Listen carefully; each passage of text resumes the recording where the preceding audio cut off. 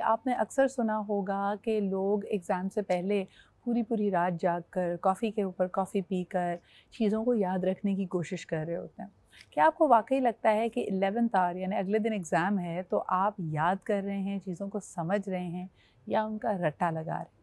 और रट्टा लगाने से आप फर किसी चीज़ का जवाब तो दे सकते हैं और उस लम्हे में बड़ा अच्छा फ़ील कर सकते हैं कि यार देखो मुझे इस सवाल का जवाब आता था। लेकिन आपकी सोचने समझने की सलाहियत ये मेरे ख़्याल में इस पे कोई ख़ास असर पड़ नहीं रहा होता। लेकिन आज की दुनिया में ऐसा लगता नहीं है कि किसी को इस बात से गर्ज़ है कि आपने कितना सीखा, आपने किस चीज़ को कितना समझा। यही वजह है कि हमारा पूरा का पूरा तालीमी निज़ाम इस बात पे इसका इन्हिसार है कि आपने उस लम्हे एक दिए गए टेस्ट में कैसा परफ़ॉर्म किया। आपको कितना समझ आया, आप कितने क्रिएटिव बने, इनोवेटिव बने, इस बात से किसी को गर्ज़ नहीं है। तो आइए ज़रा इसी को लेकर आगे बढ़ते हैं कि ये जो मोड ऑफ़ लर्निंग था, जो कि बाय द वे एक तरह से इसके बेनिफिट्स भी रहे हैं। अगर आज हम अपने बच्चों को कंपेयर करते हैं दुनिया के किसी भी एजुकेशनल सिस्टम में, एक तो नंबर 1 पाकिस्तान में जब वो सिस्टम ऑफ़र होता है, चाहे वो इंटरनेशनल बैकलॉरिएट हो, कैम्ब्रिज सिस्टम है, पाकिस्तानी बच्चे अपनी महारत, अपने हुनर से, अपनी इंटेलिजेंस से उसमें ज़बरदस्त स्कोर करते हैं। And on the other hand जहाँ नए एक्सपेरिमेंट्स किए गए कि जी बच्चे के ऊपर से एग्ज़ाम का प्रेशर हटा दो, इसको चीज़ें समझाओ, इसका एक्सपीरियंस ज़्यादा इम्पॉर्टेंट है। वहाँ हम देखते हैं चाहे वो यूके हो, चाहे वो यूएसए हो, वहाँ पे they are now calling it an arithmetic crisis कि इनके बच्चे कैलकुलेटर के बगैर, वर्ड के बगैर, इन टूल्स के बगैर ना कुछ लिख पा रहे हैं, ना समझ पा रहे हैं, ना सिंपल कैलकुलेशंस कर पा रहे हैं। तो जहाँ हम अपने निज़ाम तालीम पे तनकीद करते हैं, वहाँ पे ये समझने की भी ज़रूरत है कि आज की दुनिया के बेहतरीन मैनेजर्स इन्हीं ममालिक से क्यों निकल रहे हैं जहाँ ये पुराने सिस्टम्स राइज हैं। आज भी चाइना, इंडिया, पाकिस्तान, इनकी जो लेबर फ़ोर्स है, इनके जो सोचने समझने वाले दिमाग हैं, प्रोफ़ेशनल्स हैं, वो दुनिया में बेहतरीन क्यों हैं? So these are some of the questions that we are going to put towards the panel और इनसे जानते हैं कि अगर तब्दीली आनी चाहिए तो वो किस किस्म की तब्दीली हो। आज एक ज़बरदस्त पैनल मेरे साथ है जी। फ़र्स्ट एंड फ़ॉरमोस्ट बतूल बाकर हमारे साथ हैं, माहिर नफ्सियात हैं। Thank you Batool for being here. आपके साथ तशरीफ़ रखते हैं अरसलान फ़ारूकी जो कि सीईओ हैं प्रैक्टिकल ग्रुप ऑफ इंस्टीट्यूट्स के। एग्ज़ाम की तैयारी से लेके एक पूरा स्कूल सिस्टम, एक ऐसा सफ़र जिसमें हर तबके का स्टूडेंट इनके साथ शामिल होता है। वो जो फ़ौरी तौर पे अपनी एग्ज़ाम्स की तैयारी चाहता है या वो भी जो शुरू से ही इनके निज़ाम में पढ़ रहा है। तो यकीनन these are very relevant questions to him as well. Thank you Arsalan for being here. Last but definitely not the least Bushra Bilal भी हमारे साथ मौजूद हैं। She is a mother too, तो एक वो पेरेंटल एस्पेक्ट भी इसके अंदर आएगा and being a motivational speaker. अक्सर लोग जो ये सवाल कर रहे होते हैं ना कि जी हम डिग्री करते हैं, इतने डिप्लोमाज हासिल करते हैं, प्रैक्टिकली ये अप्लाई नहीं होता है। तो इनसे मैं ये सवाल भी करूँगी कि जो कुछ हमने पढ़ा है, क्या वो वाक़ई समझती हैं कि आज की ज़िंदगी में, प्रोफ़ेशनल लाइफ़ में उसकी एप्लीकेशन है या वो इर्रेलेवेंट है? So let's get this conversation started. सबसे पहले अगर सलान आपसे सवाल करूँ, ये जो तनक़ीद की जाती है कि हमारा लोकल सिस्टम पूरा का पूरा रट्टाफिकेशन पर मबनी है, क्या आप इससे इत्तेफ़ाक करते हैं? देखें, partially I do agree with this, क्योंकि हमारा जो मेट्रिक सिस्टम है हुँ, स्पेसिफिकली जिससे हम सब पढ़ के यहाँ तक आए, प्राइमरीली इट्स अ रट्टा system. It still is a रट्टा सिस्टम, क्योंकि जो चेकर हैं उनको चाहिए volumes of papers field hmm, up, ठीक है, ओके। उस पे वो चेकिंग चलती है। कुछ कोशिश की गई है थोड़ा सा उसको इम्प्रूव करने की, लेकिन अभी भी बहुत it's a long way to go. तो हमारा लोकल बोर्ड इस चीज़ को मज़ीद अप्रिशिएट करता है कि आप रोट लर्निंग, रटाफिकेशन, बहुत पेजेस पे पेजेस भर रहे हैं, नो मैटर क्या आपने लिखा है उसमें, क्या आपकी अंडरस्टैंडिंग है। जो दूसरे बोर्ड्स हैं जो यहीं पर ऑफ़र भी हो रहे हैं, which is the Cambridge board, आखान board, IB, they work on more your analytical skills.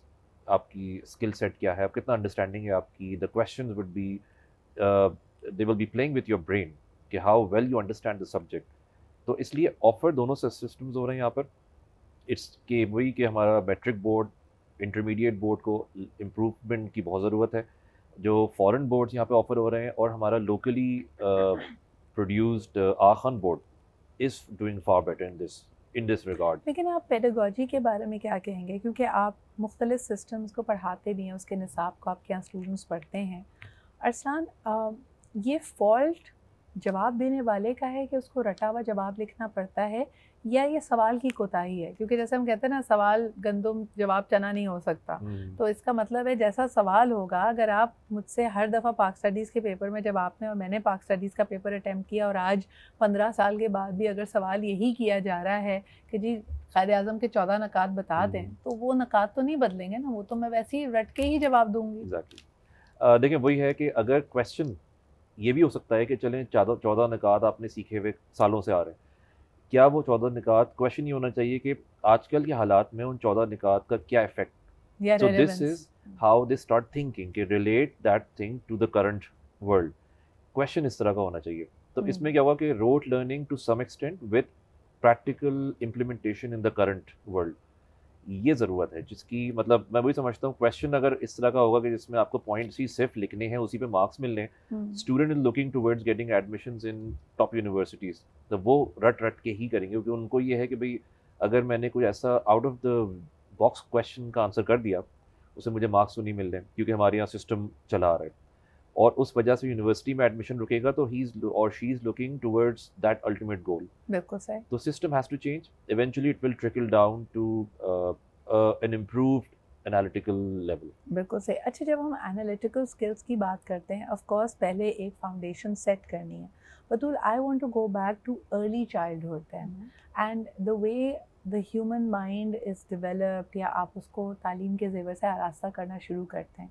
बच्चे को आप ये नहीं कहते, छोटे बच्चे को, कि बेटा अल्फ़ाबेट्स को एनालाइज करो, you just want him to remember the 26 alphabets. तो बेस तो वहाँ से पड़ती है कि पहले आप उसको रटवाते हैं कि बेटा ए के बाद बी आता है, बी के बाद सी आता है, या नंबर्स, या इवन फॉर दैट मैटर जब आपने और मैंने टेबल्स याद किए थे तो किसी ने उसकी एनालिसिस में नहीं हमसे गए थे, हमें ये नहीं बताया था कि टू टाइम्स हम क्यों कर रहे हैं। पहले हमें कहा था टेबल याद कर लो, ये बात की बात है। सो it starts from the very beginning. And is it needed at that time? I think to get the basics in place, it's very important. Lekin in some countries in the world, just like in Norway, they have removed these things कि बच्चों को table याद करने की ज़रूरत नहीं है, उनको ABC याद करने की ज़रूरत नहीं है, you know, they just learn with practical experiences. They learn कि एक वाटर एक ग्लास में आप डाल रहे हैं, so the law of, you know, conservancy कि इस बॉटल इतना पानी कितने ग्लास में फिट होगा, and you know, just using their brain, enhancing their skills, वो सिखाई जाती है वहाँ पे। अच्छा, वैसे इंटरेस्टिंगली आपको ये बताते चलें कि अभी कुछ स्टडीज़ की गई हैं जिसके बारे में ये कहा जाता है कि हर साल till the person has reach the age of 25 उसका क्रिएटिविटी टेस्ट किया गया, और उसका क्रिएटिविटी का एक definition, if I am not wrong, was about problem solving, कि आप कितने क्रिएटिव अंदाज से एक मसले का हल तलाश करते हैं। You will be surprise to know कि 2 साल की उम्र में जब उस क्लास को उन्होंने टेस्ट किया तो 98% बच्चे क्रिएटिव थे या जीनियसेस थे, because they knew how to solve a problem. लेकिन यही सिस्टम, और इसमें कोई पाकिस्तानी सिस्टम कोई ख़ास बुराई का शिकार नहीं है, ओवरऑल पूरी दुनिया का जो एजुकेशन सिस्टम है वो आपको जिस तरह आपके जहन को सही और गलत, right and wrong, left and right की एक डिबेट में डालता है, तो बाय द टाइम यही बच्चा कॉलेज में जा रहा था तो उन्होंने देखा कि ये क्रिएटिविटी का अंसर या ये प्रॉब्लम सॉल्विंग का अंसर घट कर सिर्फ 30% रह गया। यानी कहाँ एक 98% क्लास क्रिएटिव और प्रॉब्लम सॉल्वर्स की थी, जो कि अब एक बहुत लिमिटेड नंबर रह गया है, and they had nothing but the education system to blame for it. But having said that, फिर आपके पास आना चाहूँगी बुशरा, आप क्या समझती हैं कि पाकिस्तान जैसा मुल्क, उसके लिए इन तमाम डिबेट की क्या वैल्यू है? क्योंकि हमारे यहाँ तो अभी भी सिर्फ मैक्सिमम भी मैं कहूँ तो 30-35% लोग ऐसे हैं जो अपना नाम लिख पढ़ सकते हैं, जिनके पास लिटरेसी है। So what should we be doing as a country? Actually first of all Sidra, thank you so much. इतनी डेफिनेटली बहुत ज़बरदस्त टॉपिक है और इसमें बहुत कुछ लर्निंग भी हो रही है। सिद्रा, जैसे कि आपने कहा कि आजकल बहुत सारे लोग जो सिर्फ अपना नाम भी मुश्किल से लिख पाते हैं, यहाँ पे मैं कहूँगी कि ज़्यादातर जो असातिज़ा अपना किरदार अदा कर रहे हैं, देखिए कॉन्सेप्ट्स क्लियर करना बच्चों का बहुत ज़्यादा ज़रूरी है। सही। स्कूल में बच्चा सीखता है, definitely the teacher they are responsible in terms of giving the concept to their students. अगर बच्चे का कॉन्सेप्ट क्लियर है, आपने बीइंग अ टीचर उसका इंटरेस्ट जो है वो डेवलप करना है उस सब्जेक्ट में। आप बच्चों का कॉन्सेप्ट क्लियर करें। It's not like that you are motivating in terms of कि वो रट्टाफिकेशन ही you don't have to motivate them, आप उनका कॉन्सेप्ट्स क्लियर करें, वो खुद आपको बहुत सारे चैलेंजेस को फेस करके अपने ओन वर्ड्स में डेफिनेटली वो आपको करके बुशरा, दिखाएं। एज अ पेरेंट आपका क्या एक्सपीरियंस है? कभी आप झुंझला जाती है? मुझे लगता है कि रट्टाफिकेशन उन टीचर्स, उन पेरेंट्स, उन ख़ानदानों के लिए बड़ा परफेक्ट सिस्टम होता है जहाँ आपके पास ज़्यादा वक्त या तवज्जो नहीं है बच्चे को देने के लिए। तो आप बच्चे की टेस्ट की तैयारी करानी है, आप उस वक्त बिल्कुल मूड में नहीं है कुछ खुद एनालाइज करने के, उसको एनालाइज कराने के, आपका दिल है बस यार ये टीचर ने सबक दिया ना बेटा याद कर लो। देखिए बीइंग अ पेरेंट्स, अगर मुझे मेरी बेटी का जैसे कोई एग्ज़ाम वगैरह है तो देखें, we can take a lot of help from YouTube channel and a lot of resources जिसमें वीडियोस मौजूद हैं। हम बच्चों को वीडियोस के थ्रू लर्निंग करवा सकते हैं। वीडियोस में कॉन्सेप्ट्स बच्चों को दें। उसमें यह है कि बच्चों को फर्स्ट ऑफ ऑल बच्चों को हमें इंडिपेंडेंट बनाना है। They have to be independent, कि वो अपना काम खुद करें। उनको पता है कि हमारा टेस्ट है, हम उनको एक लर्निंग दे दें कि उनको इन चीज़ों से जो है उनको सीखना है।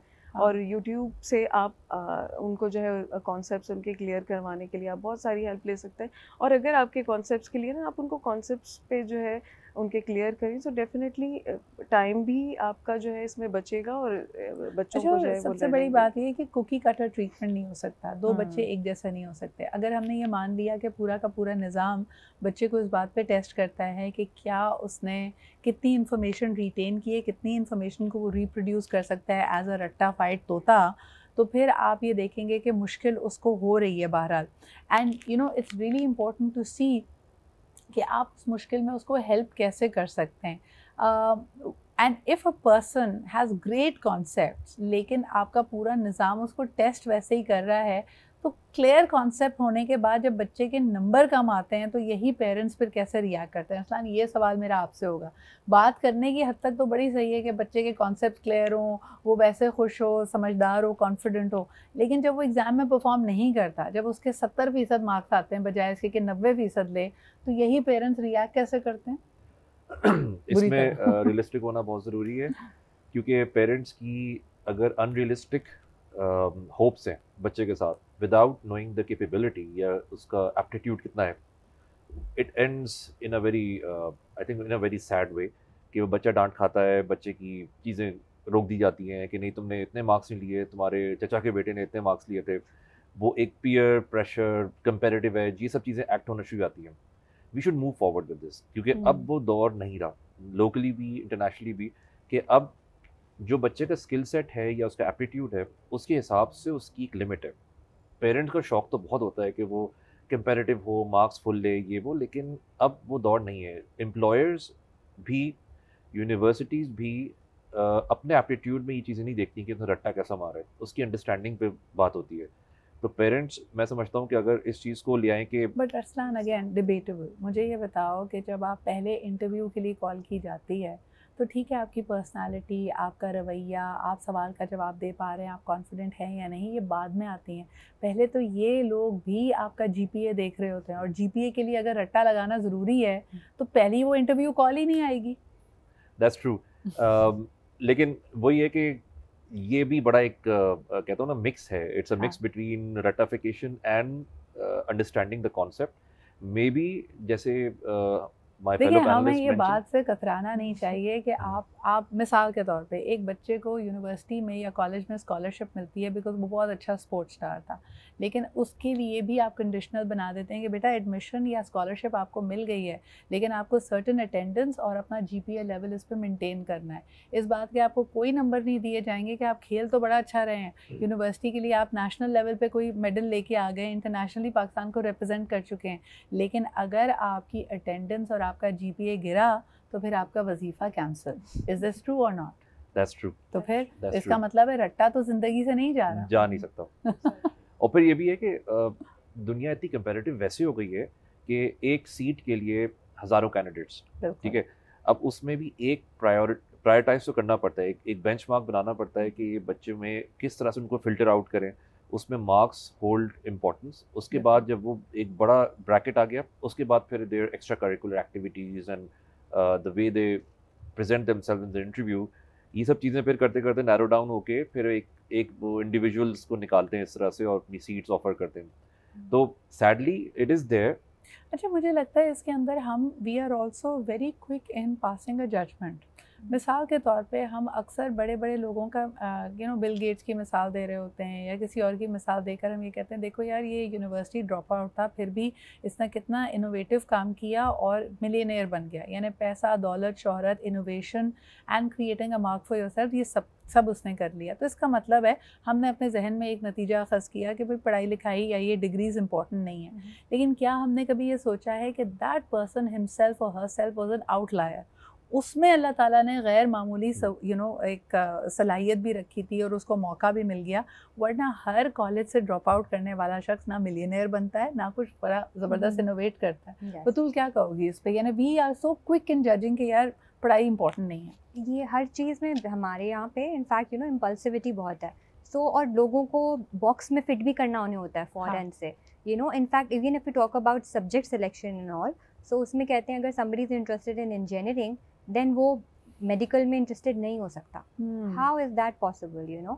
सो we just define people and like to put them in a box and आप कोई एक सब्जेक्ट सेलेक्ट कर लो। बतूल अपनी प्रैक्टिस में तुम देख रही हो कि आजकल बहुत बात होती है, हमारे तो पेरेंट्स, हमारी जनरेशन में ये चीज़ को एज अ प्रॉब्लम तो एक्सेप्ट ही नहीं किया जाता था, but a lot more students now have examinations anxiety. Yes, कि यानी उनको नर्वसनेस इस हद तक हो रही है कि या तो वो बीमार पड़ रहे हैं, ठंडे पसीने आ रहे हैं, लोग बेहोश हो रहे हैं, इंतहाई कदम उठा रहे हैं, because there's so much pressure. Because what has changed? Yeah, see, it's so result oriented. Like they associate their identity with it.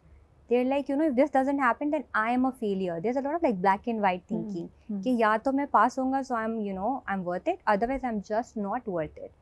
And then society को face करना, सारी चीजें. So they just, I think, इतना result oriented कर दिया है ना. So that's why it builds in a lot of anxiety. I know people जिनको सब answers आते हैं, students आते थे, but then they have so much exam anxiety कि नेगेटिव मार्किंग होगी या किस तरीके से उनको मार्क्स मिलेंगे, या जो भी CIS में सारे A levels में हुआ, पाकिस्तान के साथ दे couldn't appear, उनका एग्ज़ाम कैंसिल हो गए जिसके लिए वो इतनी मेहनत कर रहे थे।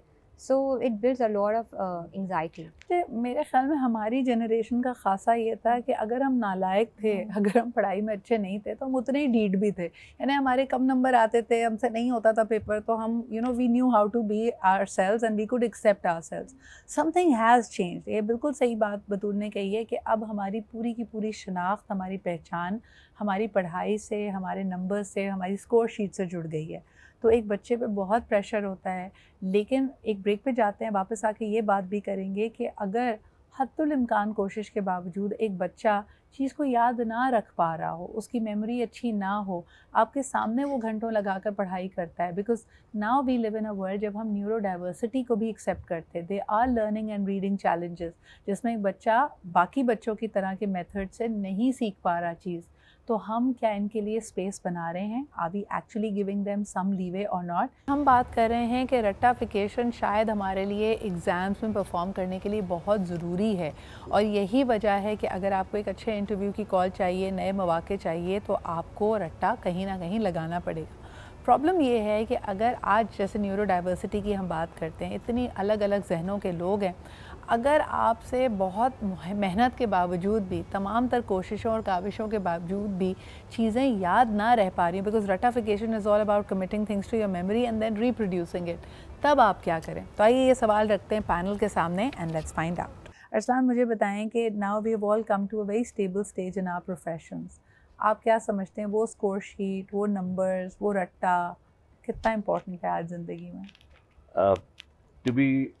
To be very honest, I've studied in an engineering college and a business school. हाँ. तो एक public sector university थी, एक private school, IBA is a private, semi-private let's say. हमने जो 4 साल engineering पढ़ी उसमें it was very competitive, लेकिन अच्छा score नहीं आया. I was never proud कि मेरा 3+ GPA गया हो. I was fine with my 3 or 2.8, 2.9 because I was street smart. हाँ. हमारा जितने बैच में जो 3 अराउंड हवर करते थे, उन सब को मैंने ग्रोथ उनकी देखी, फास्ट क्विक ग्रोथ, ठीक है, क्योंकि they knew how to talk to someone, they were playing out in the field, smart थे, इंटेलिजेंट थे, स्कोर नहीं कर पा रहे थे। उसमें क्या हुआ कि वो जल्दी उनकी ग्रोथ हुई। जो 4 GPA 3.8 3.9 उनको टाइम लगा, क्योंकि they were buried in their books all the time because of the system. उनकी presentation skills, communication skills, interpersonal skills were not being worked on. उनको बहुत टाइम लगा उस चीज़ को कैचअप करने में। Eventually they came to this level, but maybe मैं समझता हूँ 5 से 6 साल का गैप आ गया उस चीज़ में। They went into teaching, research, PhD, वो चाह रहे थे इस बुकिश दुनिया से बाहर ना निकले। अच्छा, मैं एक बात आपको बताऊं कि हम कई चीज़ों पे तो हमारी नज़र जाती है ना, कि हम कहते हैं हम अपने निसाब का जितना कोर्स होता है उसको हम रटवाते हैं बच्चे को। रटने का बेसिकली मतलब क्या है? Committing to your memory without really understanding है। अगर आप गौर करें तो हमारी जितनी दीनी मालूमात है, जब हमें नमाज़ पढ़नी सिखाई जाती है, अनफॉर्चुनेटली और फॉर्चुनेटली उसका भी तरीक़ेकार यही है। We are never made to understand कि अगर हम दिन में 5 दफ़ा नमाज़ पढ़ रहे हैं, जिन आयात को या जिन दुआओं को दोहरा रहे हैं, उनका मतलब क्या है, वो हमारे दिलों में नहीं उतर रही होती हैं। और यही वजह है कि बच्चे इतना डिस्कनेक्टेड फ़ील करते हैं। हम उनको ये तो बताते हैं कि अल्लाह आपसे नाराज़ होंगे अगर आप पाबंदी से नमाज़ ना पढ़ें, लेकिन दरअसल नमाज अल्लाह और आपके बीच में एक राब्ता है, आप उनसे गुफ्तगू कर रहे हैं। इसका मतलब क्या है, इसके मायने क्या हैं, वो हम बच्चे को नहीं पढ़ाते। बुशरा, ये मैं आपसे जानना चाहूँगी कि दीनी मालूमात के हवाले से भी हम बच्चों को बेसिक्स और चीज़ें सिर्फ रटवाते क्यों हैं, समझाते क्यों नहीं हैं? सिदरा, आप बिल्कुल सही कह रही हैं। आजकल का जो दौर है उसमें बच्चों की तरबियत भी बहुत ज़रूरी है। दीनी मामलात बच्चों को अमल के ज़रिए, parents are the role model for their children, same goes for the teachers also. हम अपनी रोज़मर्रा की ज़िंदगी में अपने अमल से बच्चों को जो है सिखा सकते हैं। फॉर एग्ज़ाम्पल, किसी को हमारा दीन हमें सिखाता है कि हमें दरगुज़र करना चाहिए। In the class, when the teacher is entering in the class and she's seeing that students are fighting with each other, तो उसमें मतलब उसमें आप बच्चों को ये ट्रेन करें कि आप एक दूसरे को माफ़ करें, इंस्टेड ऑफ के अगर बच्चे ने एक दूसरे से रिवेंज लेने का। तो ये हमारे being a teachers, it's our responsibility कि हम अपनी मिसालों के ज़रिए बच्चों की तरबियत करें इस हवाले से कि दीनी मामलात में उनको ये चीज़ सीखना है, दरगुज़र से काम लेना है और एक दूसरे को माफ़ करना है, बदला नहीं लेना है। नहीं, लेकिन फॉर एग्जांपल अगर मैं आपको आपके बचपन में वापस लेके जाऊँ, जब आपको नमाज सिखाई गई थी या छोटी छोटी दुआएं और सूरतें सिखाई गई थी, किसी ने मतलब समझाया था उस वक्त, उस पर रिफ़्लेक्ट करना सिखाया था कि ये जो हम दिन में 5 दफ़ा नमाज़ पढ़ते हैं, इसमें हम अल्लाह ताला से क्या कह रहे हैं, क्या मांग रहे हैं, ये किस उम्र में जाके पता चला था बुशरा? देखिए, आप बिल्कुल सही कह रही हैं। अनफॉर्चुनेटली जिस तरीके से बताना चाहिए था, ये हमने वक्त के साथ सीखा है। एग्जैक्टली। और ख़ुद सीखने की कोशिश की है। बहुत सारी चीज़ों में एक हुकूकुल इबाद, मुझे ज़्यादातर मेरा इंटरेस्ट के बंदों के हुकूक से रिलेटेड, मैं कहती थी कि हुकूक अल्लाह तो डेफिनेटली ये ज़रूरी है, लेकिन हुकूकुल इबाद भी, तो उसमें मेरा इंटरेस्ट कि मैं इसको खुद जानने की कोशिश करूं कि आप जब दूसरों के दर्द को अपना समझते हैं, आप दूसरों की मदद का जज्बा रखते हैं, तो ये चीज़ें हुकूकुल इबाद में आती हैं। बिल्कुल। तो विद द टाइम हमने इस चीज़ को सीखा, और इस चीज़ में देखिए बच्चों के ऊपर भी डिपेंड करता है। अगर उनका इंटरेस्ट है तो डेफिनेटली वो इसकी खोज में ज़रूर जाने की कोशिश करेंगे कि इन इबादतों का आखिर इससे हमें क्या हासिल होता है, इससे हम क्या सीखते हैं। तो it depends on, I think इसमें फिर आपकी इंडिविजुअलिज्म आती है, और यही अप्लाई करता है हर डिसिप्लिन में। आप बेसिक एजुकेशन हर बच्चे को देते हैं, यानी अगर आप निसाब देखें पहली जमात से लेके 8वीं जमात तक, मोर और लेस आपके पास सिमिलर एक कॉम्बिनेशन ऑफ सब्जेक्ट्स होते हैं। आपने मैथ्स भी पढ़नी है, आपने केमिस्ट्री भी पढ़नी है, फिज़िक्स भी पढ़नी है, लेकिन फिर आपका इंटरेस्ट किस में डेवलप हुआ है, किस सब्जेक्ट की तय में आप जाना चाहते हैं, किसको आप परसू करना चाहते हैं, that is what is going to depend on you. लेकिन अगेन इस फाउंडेशन से लेकर जिस तरह हमारा निसाब डिज़ाइन किया जाता है, मुझे बताएं बतूल, यूर अ क्वालिफाइड साइकोलॉजिस्ट, क्या आप अपनी पढ़ाई, अपनी डिग्री का कोई भी एलिमेंट उठा के कहेंगे भाई ये पता नहीं क्यों पढ़ाया था, इसकी तो कभी कोई element, and this is how I see people talking which is so funny कि जी मैथ्स के एल्गोरिथम्स में आज तक सोच रहा हूँ कि कहाँ अप्लाई होंगे, हालांकि ये आपके जहन को वुसअत देने के लिए, खोलने के लिए इस्तेमाल होते हैं। अगर आप चाहें तो दुनिया की हर चीज़, चाहे वो एक कोर्ट रूम में होने वाला आर्ग्यूमेंट ही क्यों ना हो, आप उसको मैथमेटिकली प्रूव कर सकते हैं। हम उस तरह की एप्लीकेशन में जाते नहीं, हम एक सतही बात कर देते हैं कि भाई आज तक ये एल्गोरिथम कहीं अप्लाई नहीं हो रहा है, पता नहीं पाइथागोरस ने थ्योरम क्यों बनाया था। आप बताइए कि आपने साइकोलॉजी की डिग्री की, क्या कोई एलिमेंट ऐसा है जिस पर आप कहेंगे यार बेकार था, ये पता नहीं क्यों पढ़ाया? नो, आई थिंक साइकोलॉजी की डिग्री में ऐसी कोई आई थिंक हर डिग्री में आपकी बेसिक्स बड़ी इंपॉर्टेंट हैं Yes. और हर एलिमेंट बड़ा Yes, इंपॉर्टेंट अगर है. मैं अभी भी सोचूं तो आई थिंक मुझे पीरियोडिक टेबल पढ़ाया गया था, जिसको हमने एक्चुअली मैंने रट्टा लगा के याद किया. Like everybody. Yes. हाँ. सो वो दैट्स द थिंग कि वो मैंने याद किया. अलजेब्रा के इतने फार्मूलाज थे, वो मेरी लाइफ में आज तक I have not really used those algebra के फार्मूलाज. लेकिन psychology is a thing. In fact you know I think it goes back to your childhood. जैसे आप बात कर रही थी कि जब हम बच्चे होते हैं, तो हमारी रीजनिंग हो, क्रिएटिविटी हो, उस टाइम जो हमारे करने का शौक होता है ना, हम अगर एक टीचर बने हुए हैं, एक डॉक्टर बने हुए हैं, या हमें पायलट बनना है, या हम चीज़ें तोड़ के दोबारा टॉयज अपने जोड़ रहे हैं, that's where a real interest lies. वो जो आप नमाज की बात कर रही हैं, कुछ लोगों को बचपन से ही शौक होता है कि मैंने अल्लाह से बात की, ये दुआ मांगी and it happened. So that's how you connect to your soul and to your heart. फिर जब आप वो वाला पैशन अपना फॉलो करते हैं बड़े होके, तो वो दिल से ही कर रहे होते हैं. एब्सोल्युटली. एक ख़ास जॉनरा है. आपने भी कई ऐसी स्टोरीज़ और मूवीज़ देखी होंगी सर्वाइवल इंस्टिंक्ट वाली, कि आप अनजाने से एक ख़तरे में पड़ गए हैं और आपने कभी एंटिसिपेट नहीं किया था. आप एक फॉरेस्ट में हैं, एक प्लेन क्रैश में हैं, एक शिप रैक में हैं और आपने सर्वाइव करना है, या कोई मोज़ी जानवर, ख़तरनाक जानवर आप पे हमलावर हो रहा है. ये एक ऐसा इंस्टिंक्टिव वक्त होता है जब खौफ की वजह से, और आप जब एक सर्वाइवर मोड में होते हैं, तो आपको कई ऐसी चीज़ें याद आ जाती हैं जो आपने शायद लाशऊरी तौर पे पता नहीं दिमाग के किसी कोने में डाल दी थी, और चलते फिरते ये इन्फॉर्मेशन आपको मिली थी. ये इन्फॉर्मेशन आपने रट्टी नहीं थी, लेकिन आपको पता है कि मिसाल के तौर पे एक भालू अगर हमला आवर हो रहा है तो आपने प्ले डेड करना है. How are you able to recall those things, और वो एग्जैक्टली आपके जहन या दिमाग के किस कोने में जाकर जमा हो रही होती है. आइए ज़रा इससे गुफ्तगू को दोबारा आगे लेकर चलते हैं. जी बतूल, क्या कहेंगी? आई एम ऑफन सरप्राइज्ड कि आप ऐसी मूवीज़ में देखें जहाँ जान पे बनाती है, या you have to save your family और a love one, you are recalling information जो आपको कोई टेस्ट याद नहीं करा सकता, जो आपको कोई रट्टा नहीं लगवा सकता. Yes. वहाँ क्या हो रहा होता है? इनफैक्ट जैसे हमने मूवीज में देखा है कि प्लेन क्रैश हो रहा है, एंड देन एक बच्चा बैठा था जो प्ले गेम्स में खेलता था, तो he learn how to just how survive. How to fly a plane. उसने गेम में सीखा था, and he actually did that. So it actually happens. और brain has this miraculous power, इतनी इंफॉर्मेशन हमारा ब्रेन रिटेन कर सकता है दैट हमारी जेनेटिक इंफॉर्मेशन, पुरानी जनरेशनल जो इंफॉर्मेशन होती है, वो भी हमारे ब्रेन में स्टोर्ड होती है. It's just like a blueprint. So जितना हम उसको एक्सेस करते रहते हैं, उतना वो रियल लाइफ में आती है. आई वांट टू अंडरस्टैंड कि जो मूवीज़ में फिनोमेना दिखाते हैं, ये जब एक्सट्रीम फियर में आप गए, यानी आपको जब ज़िंदगी मौत की बात हो गई कि आपको पता है कि अगर मैंने इस सर्कमस्टांसेस अपने आप को नहीं निकाला तो मैं मर भी सकता हूँ, तब ये एक्टिवेट होती है, तब ये आपको इन्फॉर्मेशन आपका ब्रेन दे रहा होता है. और ये नॉर्मल सिचुएशंस में, हाई प्रेशर सिचुएशंस में हम चीज़ें भूल क्यों जाते हैं? हाई प्रेशर में बिकॉज हमें एंग्जाइटी होती है, सो ब्रेन नम हो जाता है, फाइट और फ्लाइट में चला जाता है. So when we calm down, when we breathe, we know that we are okay, we are safe. What actually happens जब हमें एंग्जाइटी होती है, we are getting out of our body. So और बिकॉज हम लोग प्रेजेंट से चले जाते हैं, हम फ्यूचर का सोच रहे होते हैं, वो चीज़ जो अभी एग्जिस्ट ही नहीं करती. So our body feels unsafe.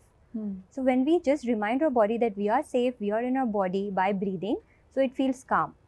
उसके बाद फिर हमारा ब्रेन स्टार्ट्स वर्किंग. तो फिर यही सवाल, अगर जो हम सिचुएशन की बात कर रहे हैं, तब तो आपकी जान को खतरा है, तब तो आपको ब्रीदिंग का, रिलैक्सेशन का टाइम नहीं मिल रहा, लेकिन तब ब्रेन एक सुपर कंप्यूटर की तरह आपको वो इन्फॉर्मेशन दे रहा है जो आपको उस वक्त चाहिए.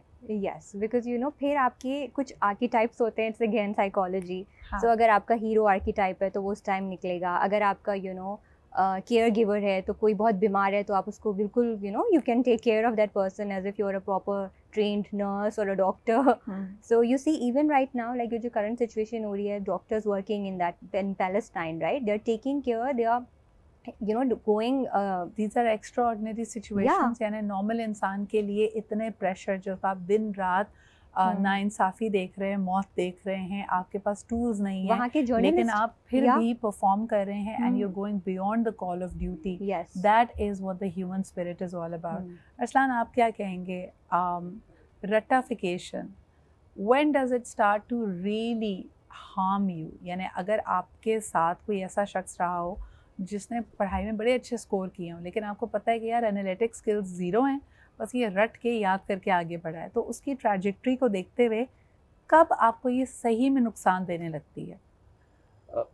ये जब नुकसान देती है, जब वो ऐसे किसी प्लेटफॉर्म पे हो जहाँ पे उसकी अपनी पर्सनालिटी एवेलुएशन हो रही हो या उसके स्किल सेट की एवेलुएशन हो रही हो, क्योंकि वहाँ पर रट्टा काम नहीं आएगा। वहाँ आपका स्कोर आ गया, आप आ गए, अब आपका जॉब इंटरव्यू है, या let's say you switching jobs, so you are already in organisation and you moving to another organisation. जो एम्प्लॉयर है वो आपके स्किल सेट पे फोकस कर रहा होगा, वो आपकी degrees and everything will be back, क्योंकि आपका एक एक्सपीरियंस है, आप लेके आए, you not fresh out of the college. वहाँ पर फिर उन कैंडिडेट्स को ज़्यादा प्रॉब्लम आती है, क्योंकि वो चीज़ें रट के आए होते हैं। जब क्रॉस क्वेश्चनिंग होती है या ऐसी सिचुएशनल कोई क्वेश्चन आ जाता है कि देखें इस सिचुएशन में हाउ वुड यू, और organisation is going bankrupt, how will you turn it around. अब अगर वो bookish knowledge, problem solving, real world problems, तो वो जैसे let me quote an example. हम IBA के फाइनल सेमेस्टर में हमारा एक कोर्स था विच वाज टू एक केस स्टडी आती थी हार्वर्ड बिजनेस रिव्यू की, और उसमें क्या होता था कि सिचुएशनल होती थी कि एक ऑर्गेनाइजेशन है जो कि फेल्ड ऑर्गेनाइजेशन है, ये लेट्स से सिक इंडस्ट्री है, उसको रिवाइव करना है। उस वक्त हमारा जो MBA के 4 सेमेस्टर्स का जितना भी क्रक्स था वो सब्जेक्ट था, और उस मैनेजरियल पॉलिसी में बैठ के फिर हम उस एग्जामिनेशन को पास करके हमें डिग्री मिलती है। आप ये सोचें, तो this is what all organisation should do, कि डिग्री जब अवॉर्ड करें, जब ये चीज़ टेस्ट हो जाए, जो आपने चीज़ें पढ़ी हैं, आप सिचुएशन में क्या उसको अप्लाई कर सकते हैं कि नहीं, that's what make you a proper student who is graduating. In other words, आप शायद एंट्री लेवल की जॉब्स रटाफिकेशन से पा सकते हैं, लेकिन जैसे जैसे आपने क्लाइम अप करना है लैडर पे, तो बहुत ज़रूरी है कि आप में इनोवेशन हो, प्रॉब्लम सॉल्विंग स्किल्स हो, लीडरशिप क्वालिटीज़ हों। और लीडर की सबसे बड़ी क्वालिटी ये होती है कि रटा रटाया नहीं, उसको तो एक ऐसे विजन को एग्जीक्यूट करना होता है या रियलिटी बनानी होती है जो एग्जिस्ट नहीं करता। So for that he needs to be very self convinced, he needs to be very confident, and he needs to have brilliant analytical and visionary skills. लेकिन अनफॉर्चुनेट रियलिटी ये भी है बुशरा कि कई ऐसे लोग जो शायद डिज़र्व नहीं करते थे ये पोजीशन, हमारे यहाँ वक्त के साथ साथ वो सीनियर होते जा जाते हैं। तो कोई ऐसा रट्टाफिकेशन से आगे बढ़ा हुआ लीडर या बॉस जिससे आपका कभी वास्ता पड़ा हो, जिसमें आप कहेंगे यार इनको आता जाता कुछ नहीं है लेकिन बड़ी अहम कुर्सी पे बैठे हुए हैं? मेरा वास्ता तो नहीं पड़ा, लेकिन मैंने ऐसे बहुत सारे लोग देखे हैं कि जो डिज़र्व नहीं करते और वो ऐसी पोस्ट पे मौजूद हैं जो कि उनकी ऑर्गेनाइजेशन में बहुत सारे ऐसे बासलाहियत लोग जो उस पोस्ट के सही मानों में अहल हैं। लेकिन बात सारी है कि कुछ लोगों में कम्युनिकेशन कुछ लोगों में एक्स्ट्रा स्किल्स होती हैं, कम्युनिकेशन स्किल्स होती हैं जिससे वो ख़ुद को मनवा लेते हैं। कुछ लोगों में 21st century skill, creativity, critical thinking, all these things एक पर्सनालिटी के पॉइंट ऑफ व्यू से उनमें होती हैं जिसका वो फ़ायदा उठा लेते हैं। लेकिन चूँकि कुछ लोग काबिलियत के पॉइंट ऑफ व्यू से बहुत ज़्यादा आगे होते हैं, लेकिन बहुत सारी चीज़ों में वो अपने आप को पीछे ही रखते हैं। उनको ऐसा लगता है, और बहुत सारे आपके एनवायरनमेंट में लोग आपको डीमोटिवेट करते हैं। फॉर एग्ज़ाम्पल, अगर आपके अंदर बहुत सारी सलाहियतें हैं लेकिन आपके सराउंडिंग में लोग आपको कंटिन्यूसली डीमोटिवेट किए जा रहे हैं, they are insecure with your personality and whatever you are doing. So अगर आप स्मार्ट हैं, आप उनके क्रिटिसिज्म्स को अगर आप नेगेटिवली ले रहे हैं और वाकई आप ये समझ रहे हैं कि हम में कोई खामी है, तो आप ज़रूर पीछे रह जाएंगे। But you don't have to focus on these comments. I think that's a very important point as well, जो शायद हम पूरी गुफ्तगू में ना कर सके, कि रट के शायद आपको वक्ती तौर पे कॉन्फिडेंस मिलता है, लेकिन जब आप बेजा तनकीद का निशाना बनते हैं तो आपका जो स्टेबल कॉन्फिडेंस है, हो सकता है उसके ऊपर भी वार किया जाता रहे एंड स्लोली और ग्रेजुअली वो शैम्बल हो जाए। तो आई थिंक चाहे आप दुनिया को ऑब्ज़र्व करें, अपनी स्कोरिंग में आप कोई डिस्टिंक्शन ना भी ले रहे हो क्योंकि आपको रट्टा नहीं लगाया जा रहा है, as long as you are strong with your basic concepts, आपके कॉन्सेप्ट्स क्लियर हैं, आप कहीं ना कहीं अपने आप को अप्लाई कर पाएंगे, and that is what you need to keep growing. I think important ये भी है, रट्टा शायद उस ज़माने में ज़्यादा काम करता था जब 20-20 साल 30-30 साल लगते थे कोई चेंज आने में। आज की फास्ट मूविंग दुनिया में by the time you graduate, तो जो आप पढ़ के निकले हैं, हो सकता है उसकी कई चीज़ें बड़ी विद इन अ ईयर और 2 years बदल जाएँ, इररेलेवेंट हो जाएँ। तो अगर आपको सिर्फ रटा रटाया याद है तो नई चीज़ें याद करने में फिर आपको दुश्वारी हो सकती है। But thank you so much Batool, thank you Arsalan and Bushra for being here. इंशाल्लाह ताला आपसे कल दोबारा मुलाकात होगी। अपना बहुत ख्याल रखें। खुदा हाफ़िज़।